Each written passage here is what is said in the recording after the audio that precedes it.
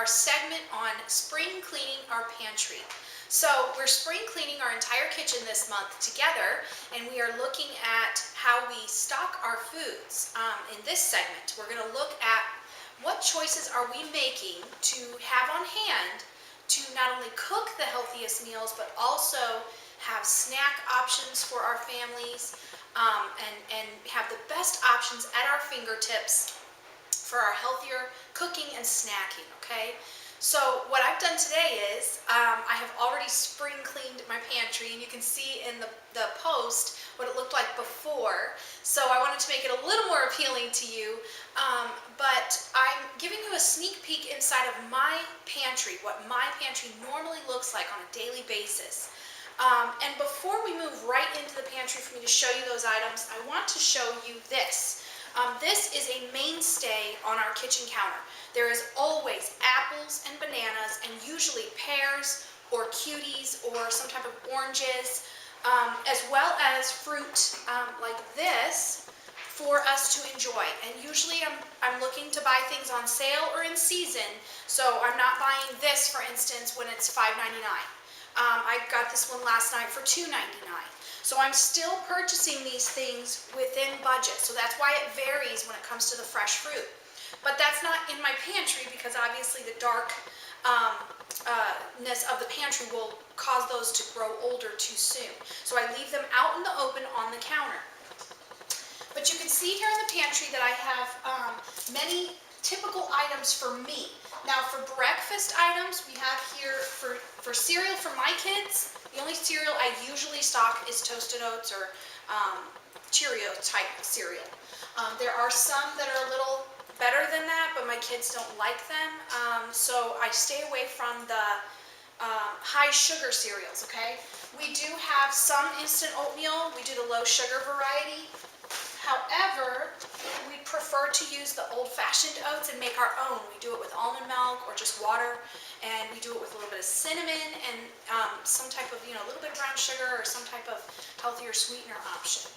So we do those for breakfast, and then we also do, one of our favorites is the Nature Valley protein bars. And these are these little protein bars, high in protein, low in sugar, just like we like it. So these are our grab options, okay, for snack or breakfast. But I also do a lot of smoothies. We do smoothies almost every day. And we do eggs in the morning, and we do whole wheat burritos and things like that. So this is not our only options, but these are our pantry items. On the second shelf, I have a lot of my dinner makings for anything that's going to use canned beans, healthy grains. I have all those here. So I've got my canned beans over here. I've got my pasta. This is our new favorite recently. This is a brown rice pasta that I use with my Asian flavored dishes and some of my pasta dishes. But we really try to steer clear of pasta. We only do that about once a week, if that. Normally what we're doing is more of the wild rice blends or brown rice, and we do quinoa. This is my quinoa, and this is my red quinoa. So the quinoa is a mainstay here. That's something that we do. We eat almost every day, but we eat it inside of our foods. More to come about that in another post on the blog. But quinoa should be a mainstay in your house because of what a complete food it is. It's such a healthy, lean food. And then down here we have more. I have my vinegars and cooking wine. So I do use a Pinot Grigio white wine in my cooking. A lot of my sauces to spread over fish, or my any kind of roux sauce that I'm using with my dishes. I also use a lot of rice vinegar, a lot of apple cider vinegar to break down any kind of bitterness in my greens. So that's what I use this one for. And in homemade dressings, I use that. I also use red wine vinegar, of course, in my stewed meats. And the balsamic I love in roasted vegetables, or even just raw over fresh vegetables like tomato and mozzarella with basil and things like that. So the balsamic is wonderful for vinaigrettes, or just add a really nice little twist to our dishes. We do use low sodium soy sauce. We love our soy sauce around here. It spruces up your quinoa with certain dishes. It can spruce up your stir fries and your brown rice so easily. And just use a little. You would be very surprised at how far 1 or 2 tablespoons goes in a dish. So very worth it to have low sodium soy sauce on hand. And then for my sweeteners, this is pretty much it. I do have sugar on hand for some of the baking I do, as well as just a couple things that the kids still insist on using sugar in. But for the most part, we use our light syrup or a sugar-free version. It's up to you, depends on whether you're avoiding artificial sweeteners or not. But this is the Mrs. Butterworth's. We like it because it still has flavor, even though it has a lot less sugar. And then we use pure maple syrup. We use this for many, many different things within foods, within sauces, and as a sweetener. So pure maple syrup is always on our shelf. And we use a lot of honey. Any of these sweeteners, even though they are natural, these two sweeteners right here are the only natural sweeteners there are in nature, okay, just so you know, in pure form.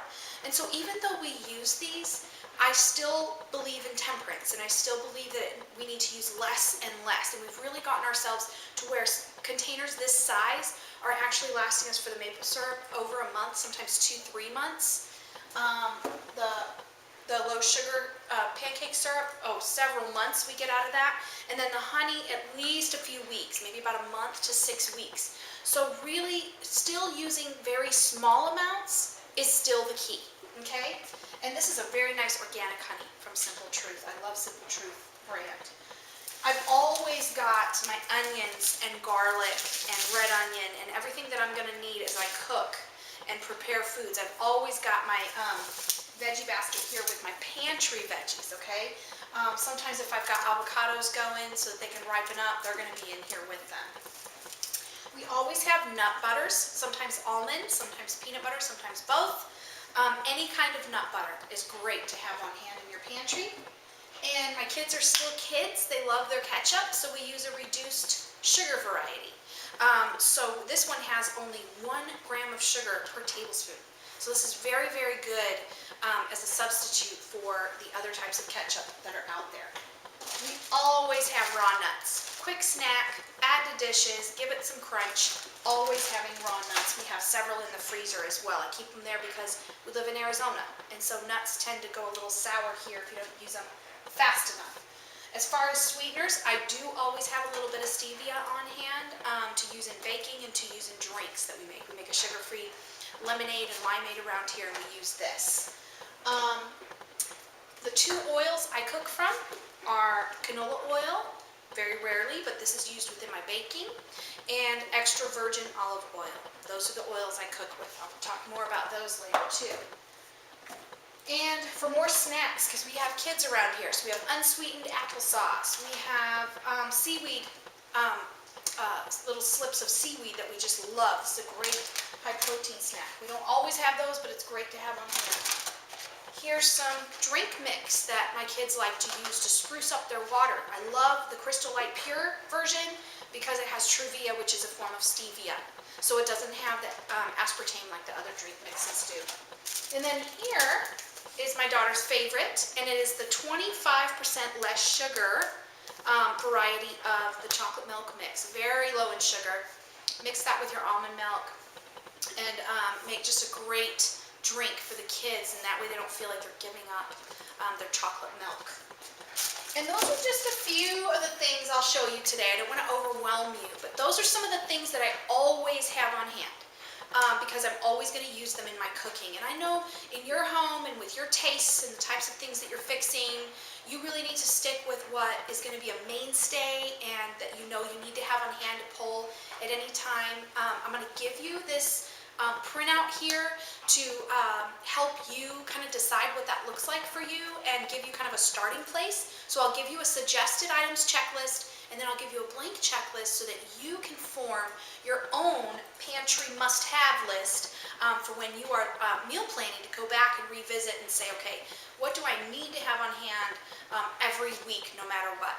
So this has been your spring cleaning your pantry segment of our series, and I will see you soon for the other portions of your kitchen that you're going to want to make sure it's spring clean. And we're not talking about scrubbing them down, although that's always a good idea. We're talking about removing items that are not going to be good for your forward-moving, healthier lifestyle, and making sure to have on hand the healthier items, because that is the key. that is the key to being able to prepare those meals in time and without that added stress, and stay on track with your healthier lifestyle as a family. Thank you so much for listening. This has been Coach Bess with your Spring Cleaning Your Pantry segment.